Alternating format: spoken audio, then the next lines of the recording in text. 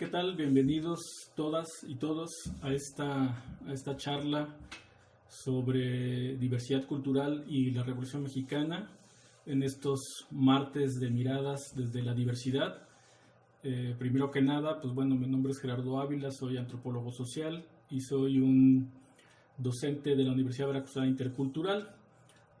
Yo me desempeño en la sede del Totonacapan, en el municipio de Espinal.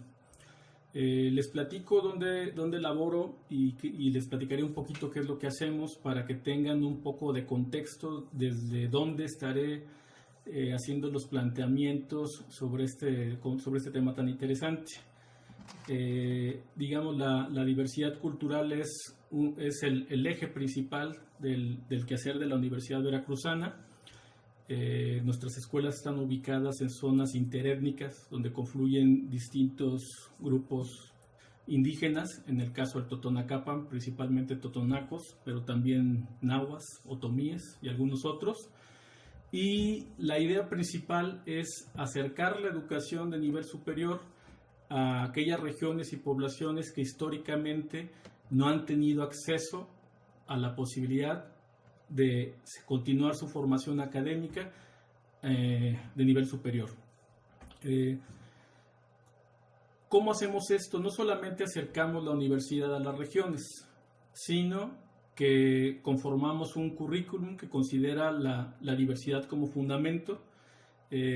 Nosotros consideramos que en las tierras, en los ejidos, en las comunidades hay una gran cantidad de conocimiento que ha venido reproduciéndose de generación en generación desde hace cientos de años y que es igual o más valioso aún que el conocimiento que vamos forjando y que vamos generando en las universidades y en las aulas.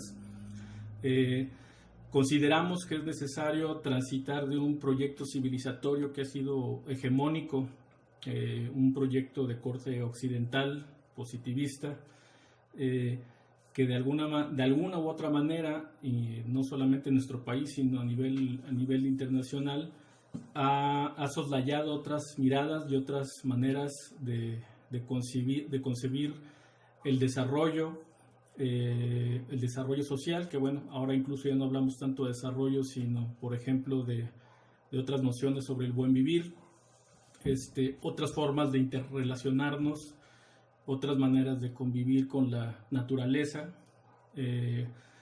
probablemente menos etnocéntricas, menos egocéntricas, ¿no? Donde normalmente desde la visión occidental consideramos que los humanos somos el centro a través del cual gira todo lo demás, ¿no? Y vemos al medio natural como algo subalterno, ¿no? Mientras que, por ejemplo, en muchas culturas indígenas la visión es distinta, ¿no? Consideramos que estamos en un mismo nivel y que todos somos parte de un todo, ¿no? Con igual nivel de importancia y donde se precisa de un reconocimiento mutuo, ¿no? Y de un respeto mutuo. Entonces, bueno, digamos el currículum de la Universidad Intercultural parte de una perspectiva de este tipo. Entendemos y que las relaciones sociales en términos general se dan en un marco de desigualdad. Reconocemos esta desigualdad y lo que buscamos es propiciar y coadyuvar a que estas desigualdades vayan desapareciendo para transitar a una sociedad más equitativa, más inclusiva, más plural. Algunas cuestiones que tienen que ver con la diversidad cultural. La primera parte le llamamos sensibilización, ¿no? Sensibilizarnos sobre la diversidad cultural, sensibilizarnos de que existen múltiples maneras de entender la vida, de posicionarnos sobre las mejores formas de transitar sobre este mundo. Además de reconocerlas y saber que están ahí, la otra parte que es un salto cuántico muy importante es valorarlas, porque nosotros podemos llegar a un punto donde reconocemos, no, pues sí es cierto, hay una gran diversidad, ¿no? En nuestro país, por ejemplo, pues bueno, tenemos muchos grupos indígenas que tienen particularidades específicas, culturales, sociales, cosmogónicas, etcétera, pero pues que no me interpelan o que no me interesan mucho, ¿no? Entonces, bueno, el cometido de una perspectiva intercultural sería, además de reconocerlas, que están ahí, pues valorarlas, ¿no? Entender que entre más apertura tengamos hacia estas distintas formas de conocer o de ubicarnos en el mundo, pues en realidad lo único que puede ocurrir es que nos enriquecemos, ¿no? Entonces, bueno, esos son aspectos muy importantes: sensibilizarnos, reconocernos, pero además valorarnos. Digamos, esta es un poco la perspectiva desde la que yo estoy partiendo esta plática, esta reflexión. Quisiera decirles que yo no me voy a centrar tanto en la serie de datos historiográficos sobre la revolución, que digamos hay cierta convención sobre los pasajes, hay muchas cosas que conocemos que la historia oficial nos relata. Hablando de diversidad, pues yo iniciaría mencionando un poco que la revolución fue un proceso multiforme, multidimensional, donde participaron diversos grupos que tenían una visión, válgase la redundancia, una visión cultural distinta, que tenía mucho que ver con procesos históricos que se venían gestando desde la independencia, por no decir que incluso desde antes, desde la época colonial y prehispánica, y que desde las diversas posturas que tenían los actores, pues se fue generando todo este movimiento. A grosso modo yo diría que había ciertos grupos, podríamos denominarlos élites, no precisamente por su posición que tenían en el entramado social, sino élites en cuanto a su acceso a estudios, a visiones de otro tipo, que serían, que fueron los grupos que generaron una visión ideológica, ¿no? Los intelectuales, ¿no? Podríamos hablar de los hermanos Flores Magón, por ejemplo, de los hermanos Cerdán, con una visión liberal que buscaba mucho o propugnaba mucho la cuestión de la democracia y derechos sociales, pero también había otros sectores importantes que estaban buscando el cambio, que desde cierto punto de vista en realidad se trataba de movimientos de carácter burgués, que lo que estaban buscando era simplemente una alternancia, una transición entre las cúpulas que tenían el poder. Entonces, digamos, ahí hay dos grandes patrones de posicionamiento al respecto de lo que tendría que ser el movimiento. A esto se suman, pues bueno, había muchos grupos como militares, surgieron líderes, les podríamos llamar líderes carismáticos, que si bien tenían una filosofía y una postura al respecto, no tenían los mismos elementos de orden intelectual. Estoy hablando de los grandes íconos como principalmente Emiliano Zapata y en el sur, y Francisco Villa en el norte, que les decía, me parece que son líderes carismáticos que tuvieron mucha capacidad de juntar, de arengar a las masas y sumarse al movimiento de manera importante. Y también tenemos varios sectores o varios grupos que estuvieron ahí participando en todo este conflicto, que de alguna manera pues no tienen ese peso específico en la historia, ¿no? Yo pensaría en los, por ejemplo, en el gremio de los obreros, que sí son parte importante de cómo se gesta el movimiento. Pensemos en las cuestiones que hubo en Orizaba, las huelgas, que ya teníamos la gran huelga de Río Blanco, que estaban buscando transitar hacia un reconocimiento de los derechos de los obreros, particularmente derechos laborales. tendríamos un gran componente que actualmente, afortunadamente, bueno, ya son mucho más tomados en cuenta en los estudios y en las investigaciones históricas, que es la mujer que tuvo una participación muy importante en el proceso revolucionario. Es de sobra conocida la figura de la Adelita, como aquella mujer que iba ahí apoyando al hombre. En general esa era la figura, ¿no? Ahí tras bambalinas, ¿no? Apoyando a los combatientes en todo lo que fuera necesario, aunque sin embargo también sabemos que también participaron activamente en la lucha, no solamente apoyando, sino efectivamente tomando las armas, ¿no?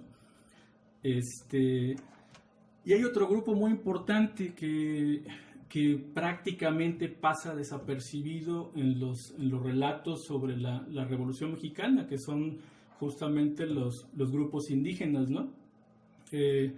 Obviamente si buscamos, habrá seguramente que encontraremos algunos textos que pueden hablarnos sobre la participación de diversos grupos en el conflicto, pero en realidad una reflexión de la que yo quiero plantear aquí es que en tanto actores que además de participar en torno a una serie de objetivos que se perseguían en la revolución, no muy claros del todo, ahorita también platicaré de eso, en realidad no se atisba ningún horizonte de lucha por los derechos del grupo como tal. Es decir, el elemento clave que organizó y el cual desencadenó que hubiera una puesta en común para levantarse en armas contra Porfirio Díaz, que llevaba más de 30 años en el poder, los últimos 27 de manera interrumpida, pues fue justamente sacarlo del poder.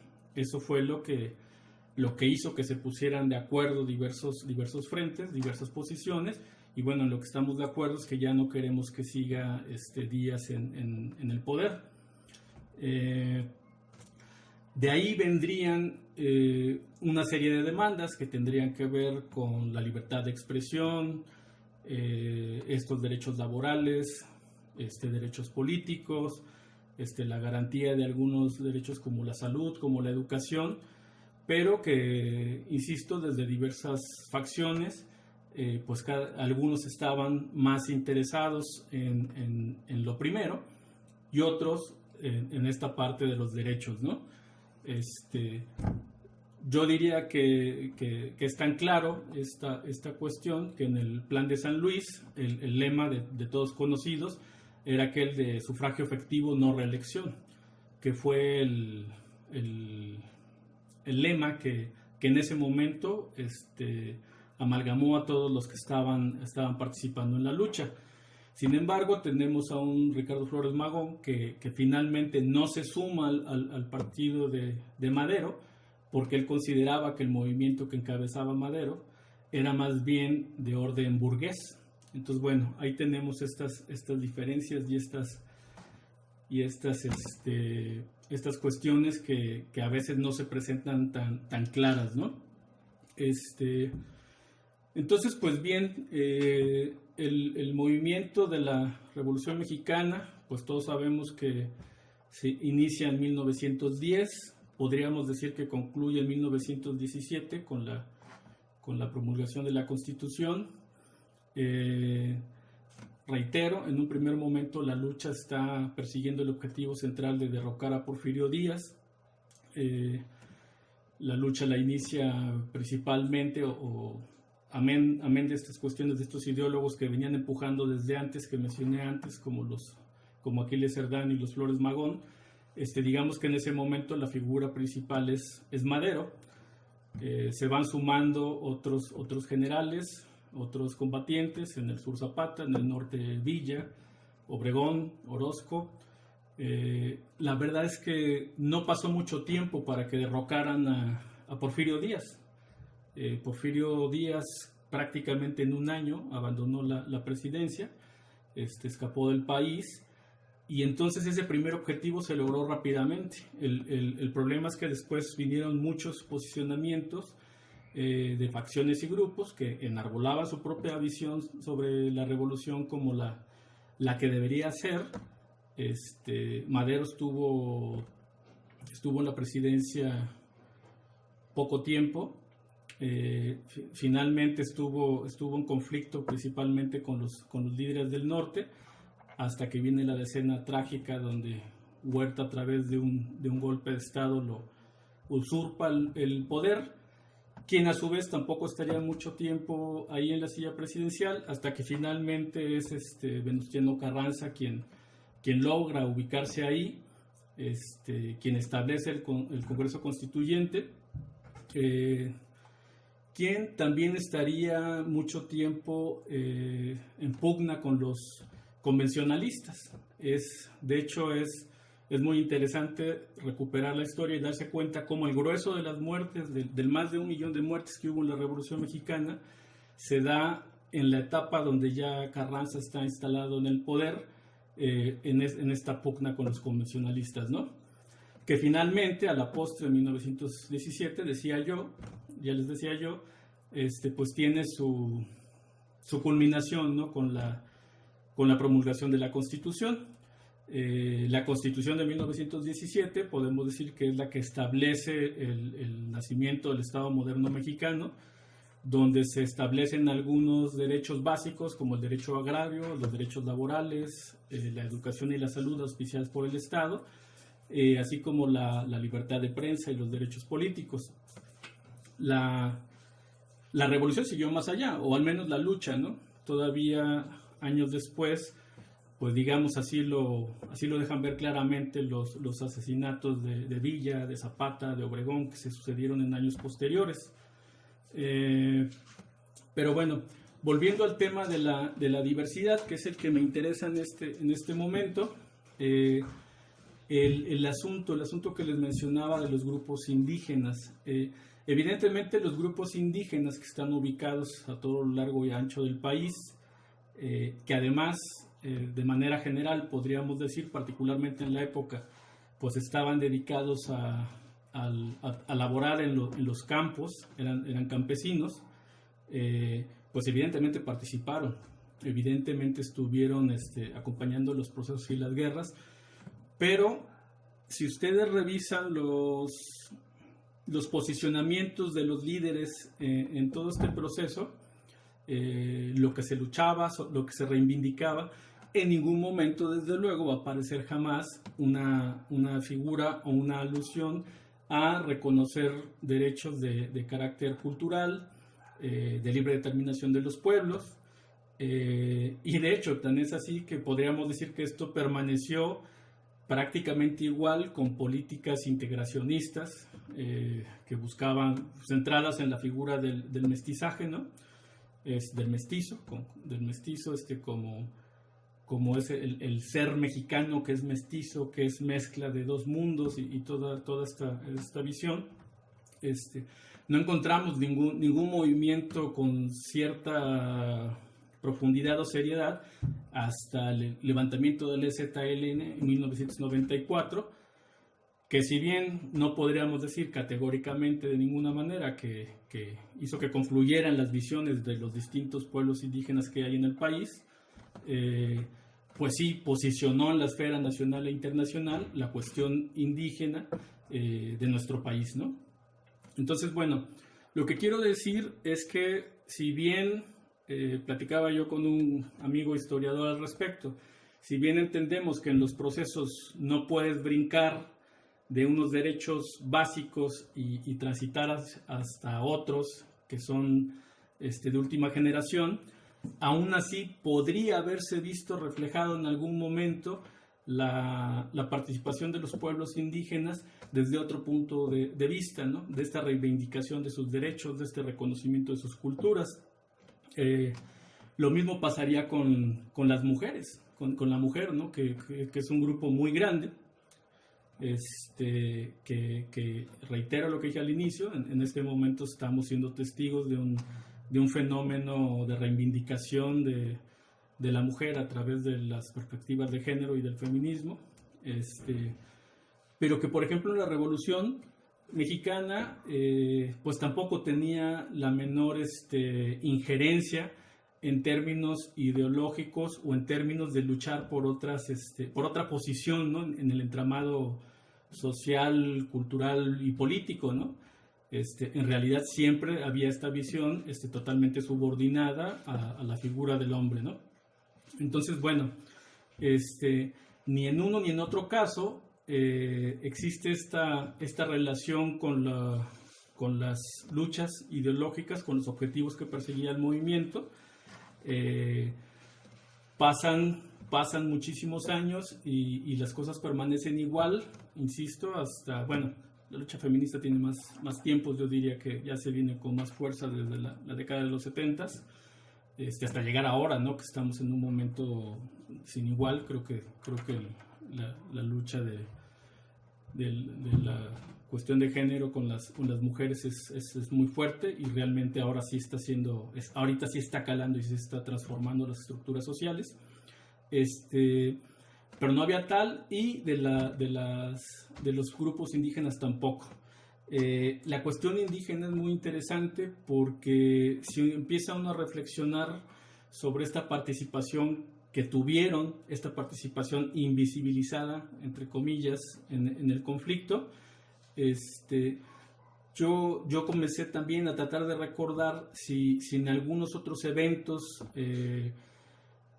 de un carácter similar, la Revolución Mexicana, bueno, es un evento sumamente importante y trascendente, equiparable a la Revolución Francesa, por ejemplo, y sin embargo en la Revolución Francesa las mujeres sí reivindicaron un papel que se les reconocieran, ¿no? como ciudadanas, como sujetos políticos, ¿no?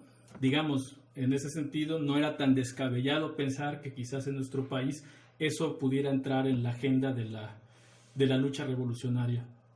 Entonces, bueno, haciendo un resumen, digamos, de lo que yo he planteado hasta el momento, podría decir que el conflicto armado, el conflicto de la Revolución Mexicana, que terminó en un conflicto armado, está fuertemente caracterizado por una enorme diversidad cultural que tenía que ver con las posiciones que tenían los diversos grupos que participaban, en términos ideológicos, políticos, económicos.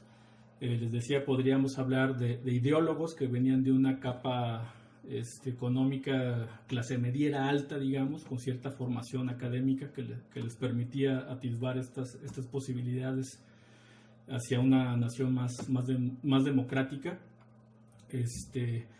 Había estos líderes carismáticos que por denominarlos de una manera coloquial podríamos decir que eran rancheros, ¿no? Rancheros bien con cierta posición, ¿no? Estoy hablando de Zapata, por ejemplo, ¿no?